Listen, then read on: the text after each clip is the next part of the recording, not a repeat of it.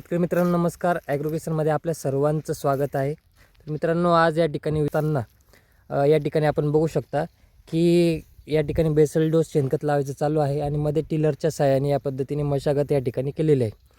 तर ज्या डाळिंब उत्पादक शेतकऱ्यांचा अजून बेसल डोस लावायचा बाकी असेल, शेणखत लावायचं बाकी असेल आणि अशा पद्धतीने खड्डे त्या ठिकाणी घेतलेले असेल किंवा अशा पद्धतीने टिलरच्या साहाय्याने मशागत त्या ठिकाणी केलेली असेल, तर ज्यावेळेस आपण पुढे आता आंबे बहारासाठी इथ्रिल फवारणी करणार आहोत, तर जी काय आपण मशागत केलेली आहे तर ती मातीची धूळ ही पूर्णपणे पानांवरती या ठिकाणी अशा पद्धतीने आपल्याला या ठिकाणी दिसतंय की पूर्णपणे पानांवरती त्या ठिकाणी साचलेली.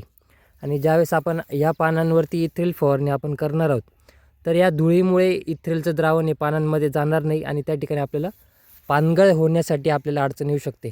त्याचबरोबर जर अशा पद्धतीने मावा जर आपल्याला पानांवरती दिसत असेल किंवा पानांवर काळसर रंगाची बुरशी जर तयार झालेली असेल, तर त्यावेळेससुद्धा आपल्याला इथ्रिल फवारणी केल्यानंतर पानगळ होण्यासाठी त्या ठिकाणी आपल्याला अडचण येणार आहे.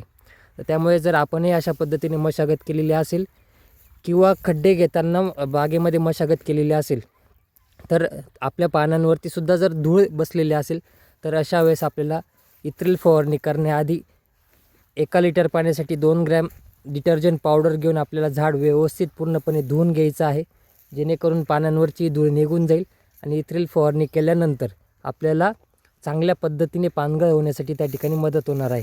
तर आपणही अशा पद्धतीने खत लावलेलं आहे का किंवा अशा पद्धतीने मशागत केलेली आहे का, आणि आपण आपल्या डाळिंब बागेला बेसल डोस कधी लावतो, पानगळ करण्याआधी लावतो का स्टोरेज अवस्थेमध्ये लावतो, हे मला खाली कमेंट बॉक्समध्ये सांगा. धन्यवाद.